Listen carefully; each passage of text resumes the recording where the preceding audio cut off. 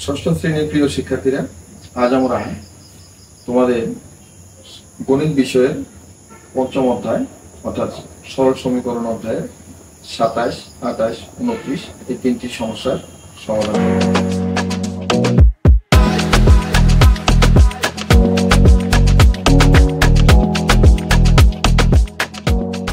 আমরা প্রথমে ২৭ নম্বর সমস্যাটি সমাধান করব, যেখানে বলা আছে কোন সংখ্যা ৪ গুণের সাথে ৩ যোগ করলে যোগফল ২৩ হয়। তো আমরা জানি যে কোন সংখ্যাকে অজানা সংখ্যাকে আমরা এক হিসেবে ধরি, এবং এই সমস্যাটি সমাধান করতে গেলে তাহলে আমরা শুরু করে দিই সমাধান।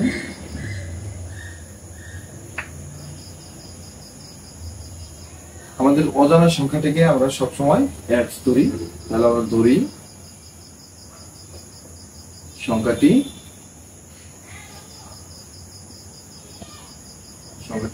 x। সুতরাং এখন আমাদেরকে সমীকরণ গঠন করতে হবে, তাহলে আমরা সমীকরণটি গঠন করি।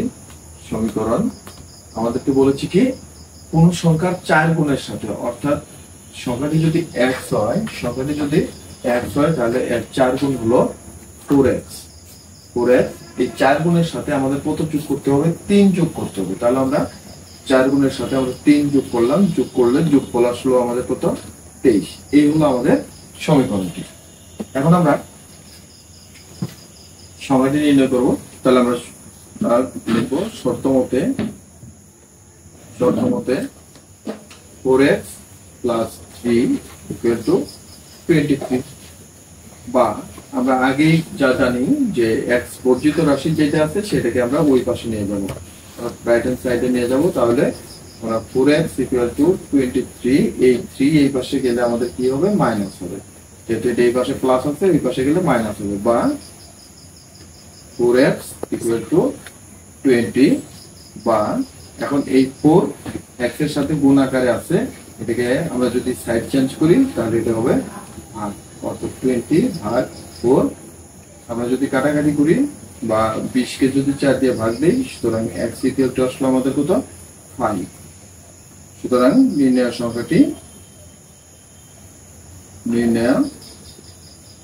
সংখ্যাটি 5 এবং সমীকরণটি আমাদের 4x + 3 = 23। 4x + 3 = 23।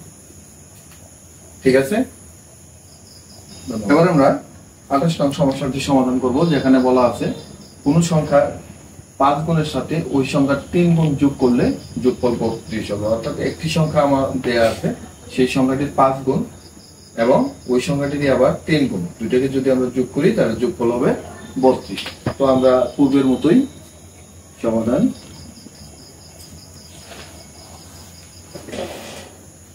ধরি সংখ্যাটি x। সুতরাং আমরা এখন সমীকরণটি যদি গঠন করি, সমীকরণ আমাদেরকে কি বলেছে? কোন সংখ্যার ৫ গুণের সাথে, অর্থাৎ এই সংখ্যাটা ৫ গুণ, এই সংখ্যাটা ৫ গুণ হলো 5x, এর সাথে ওই সংখ্যার ৩ গুণ, আর এই সংখ্যার ৩ গুণ হলো 3x, দুইটাকে যদি যোগ করি, তার মানে আমি যদি মাঝখানে যোগ চিহ্ন দেই তাহলে সমান হবে কত? ৩২। বা আমরা এই কাজটা তো এইভাবে করতে পারি, 5x আর 3x = 8x = 32। তাহলে এটাই হলো আমাদের সমীকরণ। এখন আমরা যদি সংখ্যাটি নির্ণয় করতে যাই, তাহলে আমরা আসবো শর্ত মতে 8x = 32, বা যেহেতু x এর সাথে 8 এখানে গুণন আকারে আছে, ওই পাশে গেলে এটা ভাগ হয়ে যাবে। সুতরাং x = 32/8। সুতরাং x = 8, 32 সময় 4 বার। সুতরাং নির্ণয় সংখ্যাটি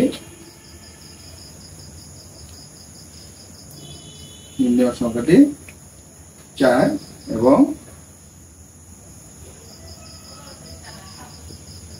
সমীকরণটি আমাদের হচ্ছে 8x = 32। অথবা সমীকরণ আমরা এটাও দিতে পারতাম, কিন্তু ওইটা না দিয়ে এটা দিলে আমার মতে আরো ভালো হয়। এখন আমরা 29 নম্বর সমস্যাটির সমাধান করব, যেখানে বলা হয়েছে যে কোন সংখ্যার 4 গুণ থেকে সংখ্যাটির দ্বিগুণ বিয়োগ করলে বিয়োগফল 24 হবে। অর্থাৎ আমাদের একটা সংখ্যা আছে, সেই সংখ্যার 4 গুণ করব, এই 4 গুণ থেকে আবার যদি ওই সংখ্যাটির দ্বিগুণ আমরা বিয়োগ করি তাহলে আমাদের বিয়োগফল হবে 24। তাহলে আমরা ধরি আমাদের সমাধান শুরু করলাম। সমাধান ধরি সংখ্যাটি, যেহেতু আমরা অজানা সংখ্যা সমান x ধরি, তাহলে সংখ্যাটি x। সুতরাং আমরা এখন সমীকরণটি গঠন করি। সমীকরণটি আমাদের কি আসবে? সংখ্যাটি 4 গুণ অর্থাৎ 4x, এখান থেকে আমরা যদি দ্বিগুণ বিয়োগ করি 2x, দ্বিগুণ অর্থাৎ 2x বিয়োগ করলে কত থাকবে? 24। বা আমরা এখানে বিয়োগটা করে দিই, 4x - 2x = 2x সমান 24। তাহলে আমরা সমীকরণটি গঠন করলাম, এখন আমরা সংখ্যাটি নির্ণয় করব। সুতরাং শর্তমতে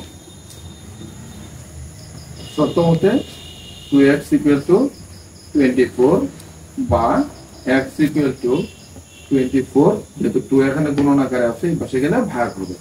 সুতরাং x 2 24 হতে যায় 12। সুতরাং নির্ণয় সংখ্যা